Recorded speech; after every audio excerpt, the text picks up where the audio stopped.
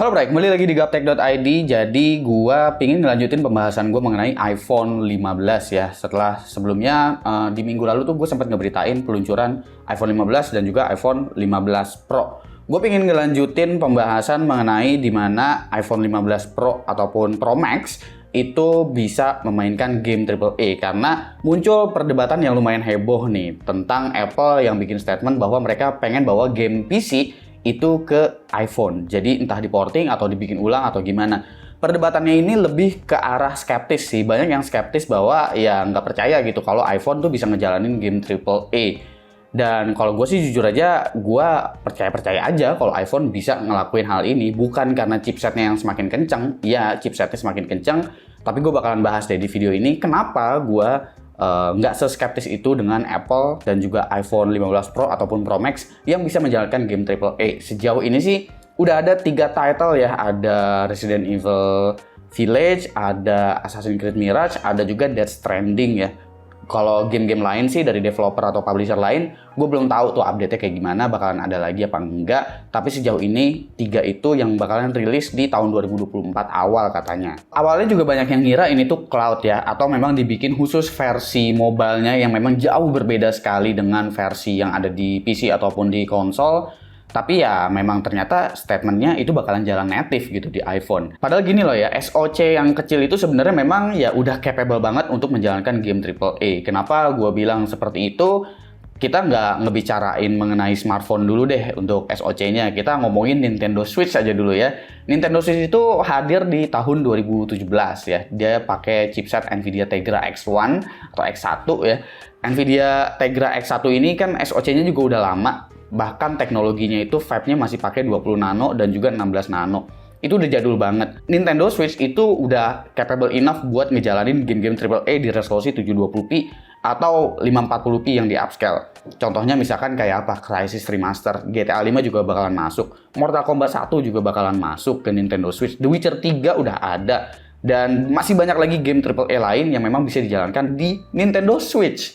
Yang tandanya itu memang game developernya bisa mendevelop sebuah game AAA dan bisa optimize jalan di sebuah hardware yang nggak sekencang Qualcomm Snapdragon 8 Gen 1.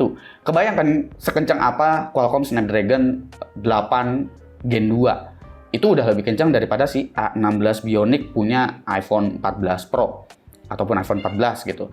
Ya lebih kencangnya di GPU-nya aja sih, tapi ya kita kalau main game kan biasanya lebih banyak pakai GPU-nya ya, kayak gitu. Nah, cuma nih pertanyaannya, kenapa di Android tuh belum sampai ke sana? Padahal Qualcomm Snapdragon 8 Gen 2 aja itu kan bisa lebih kencang daripada si A16 Bionic ya. Jadi ini balik lagi soal optimalisasi ya, nggak cuma di game AAA aja gitu. Kalau misalkan kita ngomonginnya di Android, ya contohnya kayak misalkan aplikasi Instagram aja dulu ya gitu.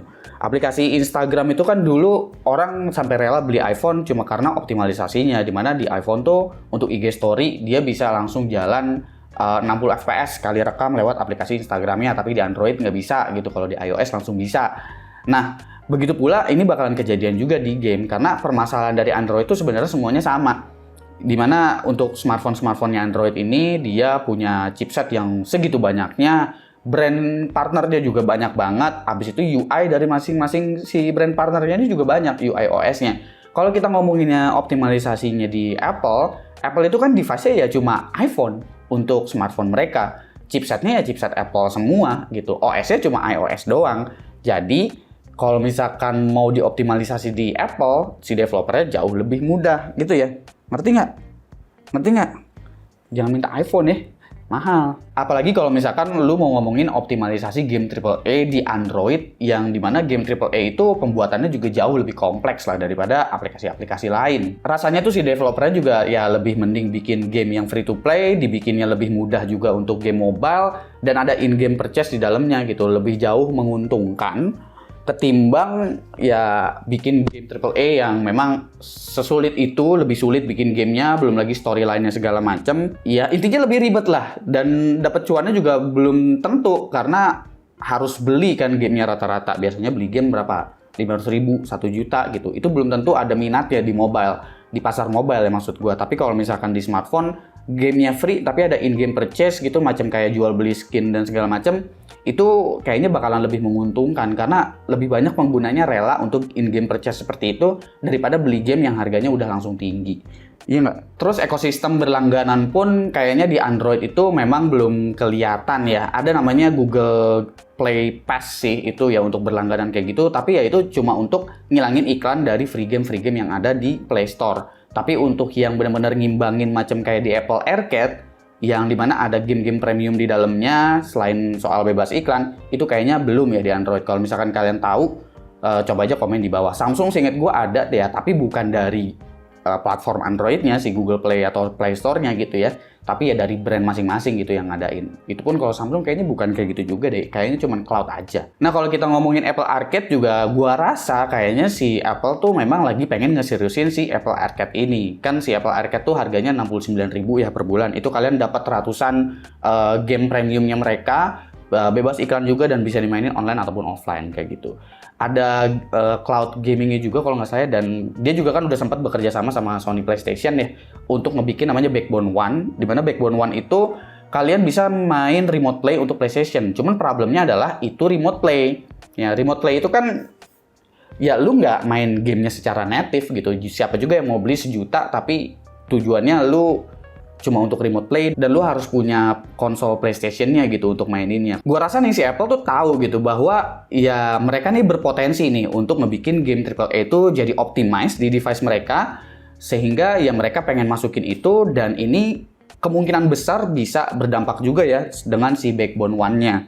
Jadi ya Sony PlayStation juga kemungkinan nggak bakalan ngeluarin terus tuh untuk handheld konsol mereka gitu, kerja sama aja sama Apple, masukin gamenya di Apple Arcade, terus Backbone One mereka juga jadi ikutan laku, gamenya jadi ikutan laku, sehingga Sony tetap untung karena memang core jualan mereka kan sekarang di jualan game dan juga aksesoris ya, bukan di konsol gamingnya, dan device si Apple juga jadi tetap laku, dan makin laku gara-gara marketnya bertambah ya untuk market gamer-gamer yang memang seneng dengan game-game AAA seperti ini. Ditambah lagi dengan ekosistem Apple yang memang udah cukup kuat dan orang itu rata-rata memang rela ya untuk bayar mahal pada device-device Apple dan juga aksesoris-aksesorisnya. Keluar device 1 juta sih ya, 1 jutaan buat beli Backbone One gitu misalkan, untuk main game AAA-nya, karena kan mungkin ada yang ngerasa gimana caranya gue main game AAA tapi pakai touchscreen doang gitu kan, karena kan mekaniknya banyak gitu. Ya beli Backbone One 1 jutaan lebih, gue rasa penggunanya Apple sih masih banyak yang rela ya. Masih banyak yang rela banget. Kenapa sih ini? Ya Allah, makan udah lo. Ya jadi gitu ya, karena permasalahannya kan biasanya ya lu pasti ngerasa gimana cara main game AAA kalau touchscreen doang. Kalau Nintendo Switch aja kan juga masih ada controllernya gitu, lu pakai ROG Ally juga masih ada controllernya gitu. Ya gue rasa kesini nih arahnya ya, Apple Arcade-nya jadi naik, terus Backbone One juga jadi naik gitu, Sony PlayStation juga jadi laku. Ini gue rasa arahnya bisa mengarah ke sana juga sih, dan tentu developer lain juga yang bukan eksklusif PS itu jadi makin seneng ya gara-gara ada platform baru nih yang memang bisa laku di sini gitu. Sementara bikinnya juga nggak semuter otak itu kayak di Android buat mengoptimalkan di semua device gitu. Contohnya kan kayak di PC aja ya, untuk bikin optimize di semua komponen-komponen spesifikasi itu kan agak sulit sebenarnya. Tapi kalau misalkan cuma tok untuk satu chipset doang, untuk satu OS doang, itu bakalan jauh lebih gampang. Intinya iPhone 15 Pro dan Pro Max ini ya memang dia bakalan jadi superior banget sih lah soal ini. Lupain aja lah soal iPhone 15 polos ya, karena itu kayak iPhone 14 yang dikasih USB-C terus dikasih Dynamic Island, itu pun USB Type-C-nya masih versi 2.0 ya, beda sama versi Pro dan juga versi Pro Max. Jadi berasa langit dan bumi banget lah, ditambah lagi chipsetnya juga beda jauh banget. Tentu ini kesempatan besar ya buat Apple karena optimalisasi mereka yang baik membuat mereka jadi satu step lebih maju nih daripada si Android untuk di ranah gaming AAA ini ya tentunya. Bukan berarti Android nggak bakalan nyusul loh ya. Ini pasti inovasi kayak begini bakalan disusul juga seiring berjalannya waktu. Cuma ya di Android ini memang perlu kerja lebih ekstra aja gitu ya. Dan duit lah buat developer-developernya gitu, dikasih insentif buat mereka mau untuk ngerjain itu di Android. Coba ada nggak kira-kira yang memang mau nge-optimize gamenya di Android, di semua device Android ya maksudnya, yang beragam chipset dan UI itu, tapi nggak ada insentifnya dari pembikin smartphone-nya. Nah, Lu pikir aja dah tuh. Jadi emang udah dikonfirmasi ya bahwa ini tuh bakalan jalan native game AAA-nya di iPhone dan kalian harus terima itu gitu. Memang kesannya kalau misalkan ada inovasi yang gebrakannya maut kayak begini, rasanya kayak kurang dipercaya gitu. Padahal sebenarnya ya kalau kita telusurin lagi, sebuah SoC kecil itu ya udah ada di dalam Nintendo Switch dan Nintendo Switch berhasil nunjukin kalau game AAA itu bisa dioptimize dengan hardware yang nggak segitu kencengnya dan mereka masih capable enough buat ngejalanin game AAA bahkan hingga sekarang. Kayak gitu ya. Cuman yang pasti kalau lu beli iPhone 15 Pro ataupun Pro Max, storage yang nggak bisa kecil-kecil, 128GB, 256GB, itu nggak cukup ya. Nggak cukup karena game-game AAA itu gede-gede lah di atas 50GB semua. Rata-rata bahkan kayaknya sekarang udah 100GB-an semua gitu ya. Jadi kalau harus beli yang 1TB itu mungkin lu harus keluar kocek mungkin ya 30 atau 35 juta gitu untuk iPhone 15 Pro ataupun Pro Max. Kayak gitu. Jatuhnya memang ya bakalan lebih mahal daripada lu beli proper konsol gitu kayak PS5 ataupun Xbox ya, dan lebih mahal juga mungkin dari PC yang lu pakai sekarang. Mending rakit PC, iya bener nggak salah, tapi ya sekali lagi lu harus ingat bahwa ini tuh lu bukan beli device gaming, ini tuh lu beli smartphone yang memang punya fitur unggulan bisa bermain game AAA. Kalau lu belinya PC gaming ya peruntukannya memang PC buat main game, atau lu beli proper konsol kayak PS5 ya berarti tujuan lu paling utamanya adalah buat main game AAA gitu di konsol lu.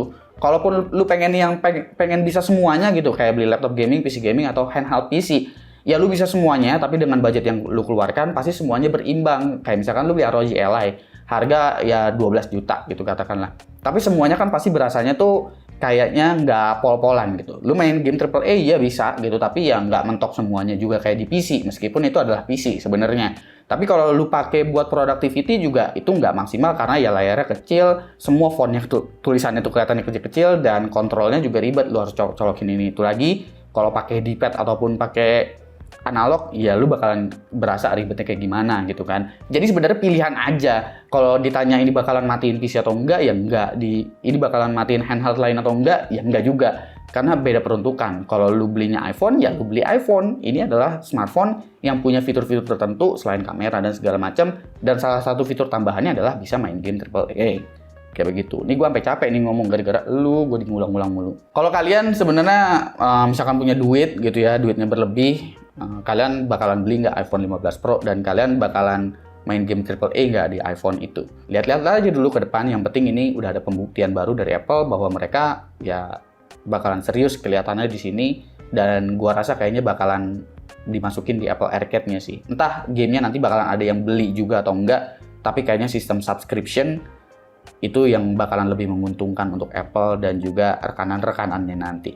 Komen aja lah di bawah menurut kalian gimana nih si iPhone 15 Pro dan juga Pro Max yang bisa main game AAA. Jangan lupa subscribe, gue Suki, dan seperti biasa, sampai jumpa di lain kesempatan.